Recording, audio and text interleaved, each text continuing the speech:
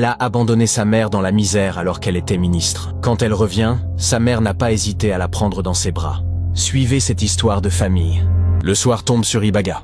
Maman Rose regarde Charlotte. « Oh, si tu es vraiment revenu, tu dors ici ce soir, avec moi. » Charlotte hésite, puis hoche la tête. « Oui, maman. » Maman Rose étend une natte à côté de la sienne. « Voilà ton lit. » Charlotte regarde la natte au sol. Pas de matelas, pas de drap. Elle s'allonge doucement. Le sol est dur, froid. Elle essaie de trouver une position confortable. Soudain, un bruit, des souris. Charlotte se redresse, terrifiée. « Maman, il y a des souris. » Maman Rose ne bouge pas. « Elles sont là tous les soirs, ma fille. On s'y habitue. » Charlotte se recouche, les yeux grands ouverts, puis le ciel gronde. Le tonnerre éclate. La pluie commence à tomber, forte, violente. Charlotte regarde le toit. L'eau commence à couler, goutte à goutte. Puis de plus en plus fort.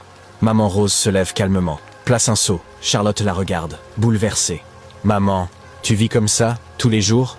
Maman Rose s'allonge à nouveau. « Depuis que tu es partie, oui. » Les éclairs illuminent l'intérieur de la case par les fissures. Le tonnerre gronde encore. Charlotte ne peut pas dormir. Elle regarde sa mère, qui dort paisiblement malgré tout. Les larmes coulent. Pendant que je dormais dans des hôtels 5 étoiles, elle dormait ici, sous la pluie, avec les souris, dans le froid. Charlotte pleure en silence. Cette nuit-là, elle ne dort pas.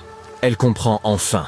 Le lendemain matin, très tôt, Charlotte appelle des ingénieurs. « Je veux une nouvelle maison ici, solide, belle, digne. » Les ingénieurs arrivent à Ibaga. Ils étudient le terrain, prennent des mesures, dessinent des plans.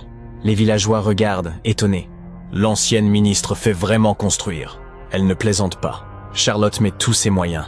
Elle a vendu sa voiture de luxe, ses bijoux, ses vêtements de créateur car ses comptes étaient gelés. Tout cet argent va servir à quelque chose d'utile maintenant.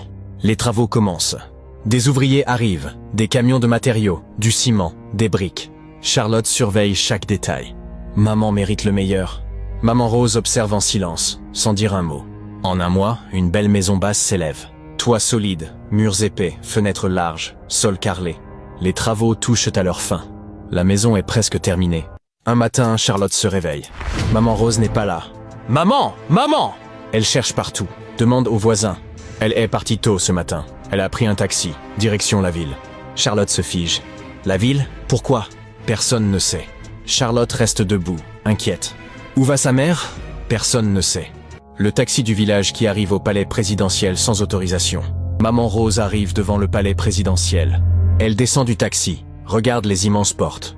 Les gardes républicains la voient s'approcher. « Madame, arrêtez-vous, c'est une zone interdite !» Maman Rose continue d'avancer. « Je veux voir le président. »